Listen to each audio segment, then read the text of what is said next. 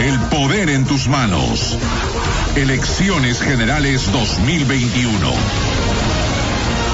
Muy bien, bueno, hoy venció el plazo para que el Congreso pueda ratificar reformas para que ingresen directamente a estas elecciones del 11 de abril. Es decir, lo hecho está, y lo no hecho no va a ser parte de esta reforma. Muchos han señalado que esta reforma es una reforma a medias, que no tendrá el efecto y el objetivo trazado desde el primer momento, y uno de los que más conoce esta reforma y la ha deshilachado en varias oportunidades, ha sido parte de las propuestas y planteamientos, incluso antes del referéndum, ha sido Fernando Tuesta Soldevilla, expresidente de la Comisión de Alto Nivel para la Reforma Política, precisamente, que ya está en la línea de ampliación de noticias.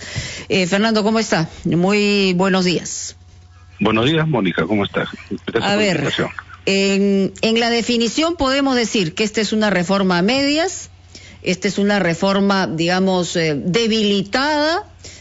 ¿Contamos con alguna herramienta que haga, digamos, la diferencia entre lo que ha sido hasta ahora, han sido hasta ahora los procesos electorales, y esta nos da una nueva posibilidad al público en general? ¿Cómo definiría lo que se ha aprobado hasta ahora en términos globales, no?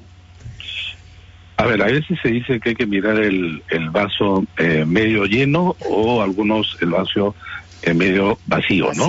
Ajá. Bueno, en este caso, digamos, el vaso está un tercio lleno. Y entonces, y ese es el problema, porque, mira, los políticos en general pueden abocarse a reformas de toda naturaleza, de salud, educación, etcétera. Pero es en la reforma política en donde hay una resistencia, hasta yo diría natural, porque está en juego su propia vida política. Entonces los políticos lo que hacen es medir si es que esta reforma o esta parte de la reforma me afecta o me beneficia.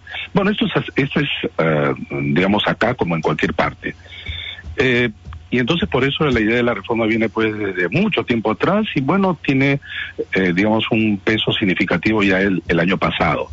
Pero se sobrevinieron una serie de sucesos que hicieron que, claro, las decisiones se tomaran hasta el último, ¿no? Y como que ayer fue la última fecha, y han quedado varias de ellas sin realizar. Y entonces no se trata de hacer, por ejemplo, se presentaron en números 12 y se aprobaron tantas, sino que no todos tienen el mismo peso, pues. Claro. Por ejemplo. Y hay algunas que son complementarias, si no, realmente no tienen el efecto. Como en el caso del voto preferencial, por ejemplo, ¿no? Ese es un caso, pero lo otro, Mónica, es lo siguiente. Tú no se puede estar contando la norma diciendo, mira, se aprobaron tantas, porque en alguna de las de ellas es simplemente postergar o cambiar de fecha. No toda modificación de la ley de elecciones o la ley de partidos constituye una reforma. La reforma es algo que va a tener impacto en el ahora y en el mañana.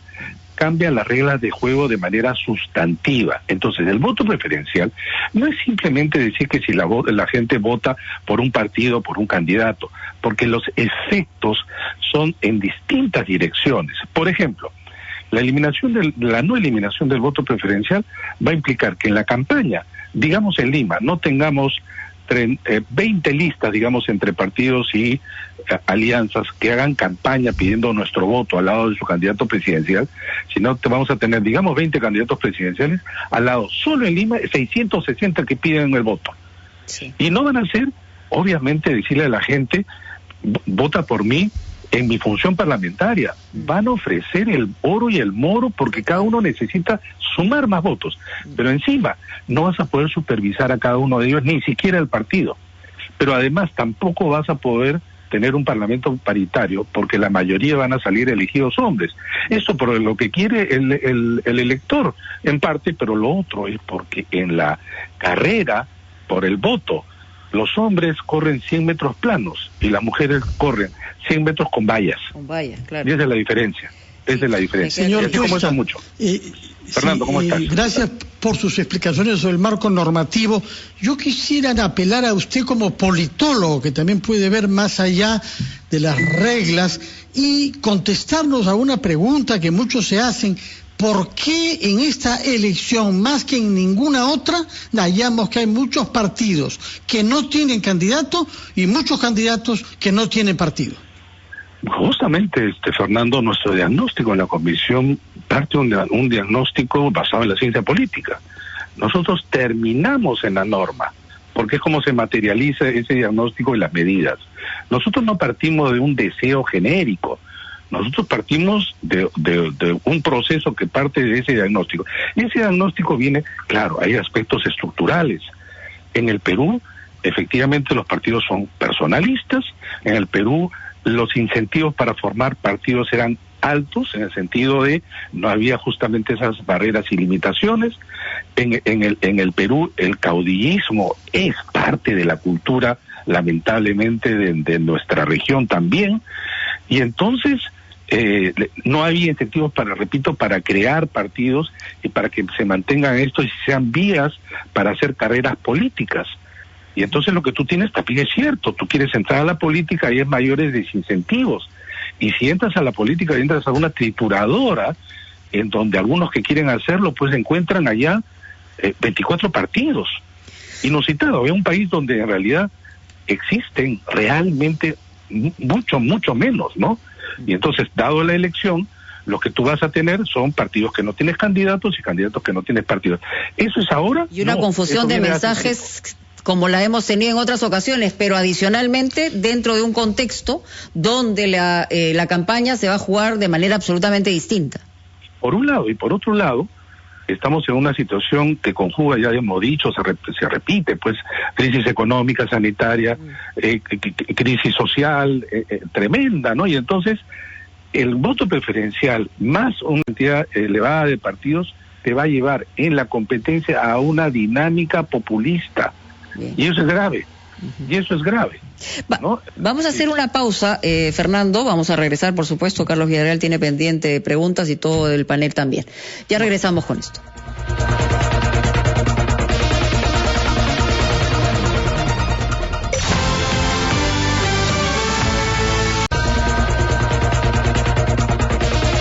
Estamos de regreso en Ampliación de Noticias, 8:49. Fernando Carballo, Carlos Villarreal y quien habla, Mónica Delta, conversando con Fernando Tuesta Soldevilla.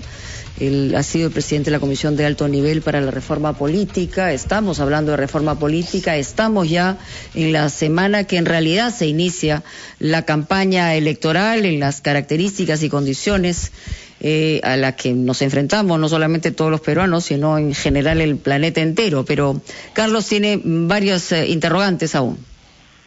Señor Tuesta, se ha publicado el día de hoy el cronograma del proceso electoral. La fecha, por ejemplo, para la publicación de los resultados de las elecciones internas en cada partido político está para el día 9 de diciembre.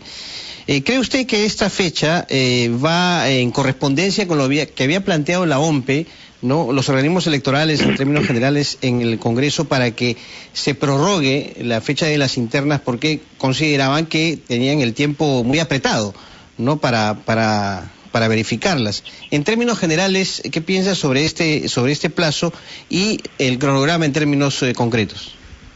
Muy apretado, y esa es responsabilidad, ya hemos dicho, de la Comisión de Constitución y en consecuencia también del Congreso de la República.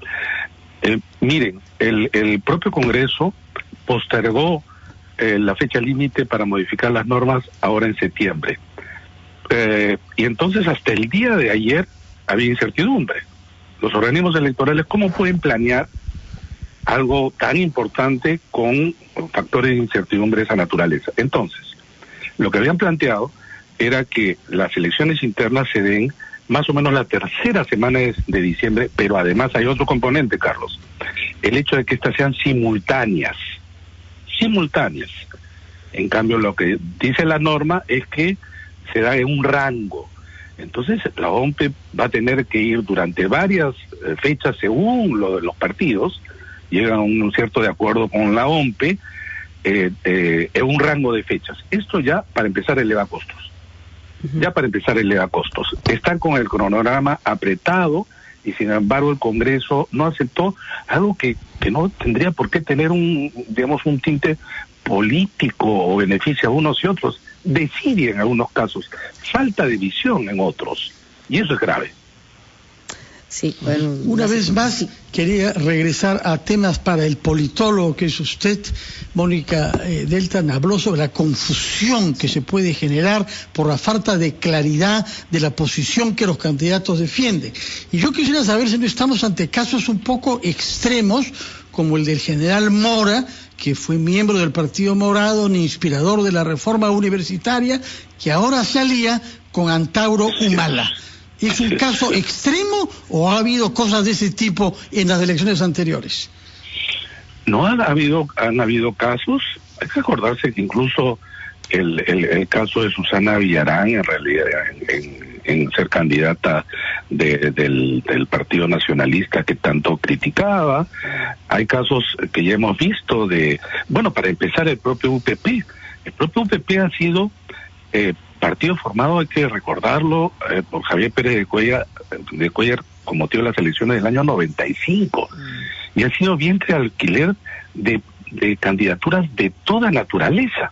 Sí, una desnaturalización no tremenda de lo que puede ser un objetivo. Claro, pero entonces, nuevamente, por más que se inscriban, ¿qué nivel de relación puede tener ese candidato presidencial o ese al Parlamento en relación al partido? Hay vínculos de afinidad política, hay niveles de lealtad. No, son compromisos puntuales. Es lo que se denomina pues una suerte de matrimonio migrante, ¿no? Sí, claro. Se casan y una vez que o sea, no hay amor, solo hay intereses. Y se alquilan, además, o se compran, ¿no? Absolutamente. Y eso en política es grave, ¿no?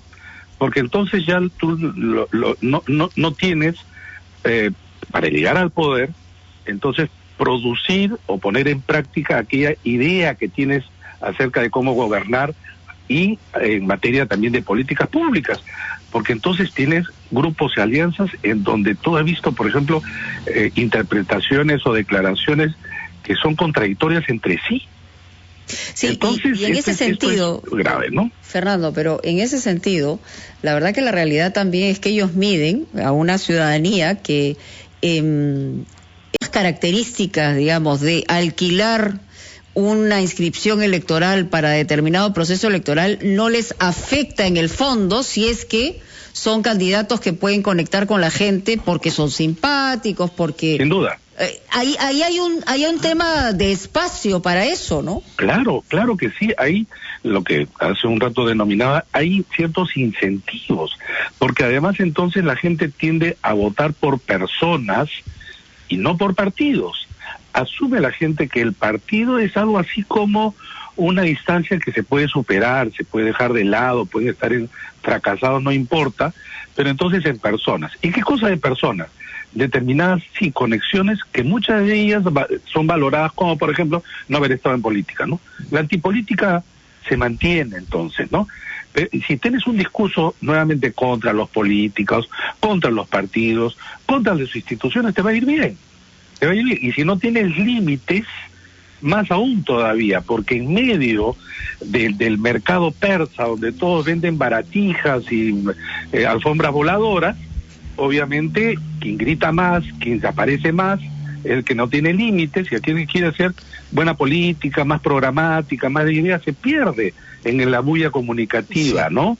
Eso obviamente se va a repetir ahora este 11 de abril.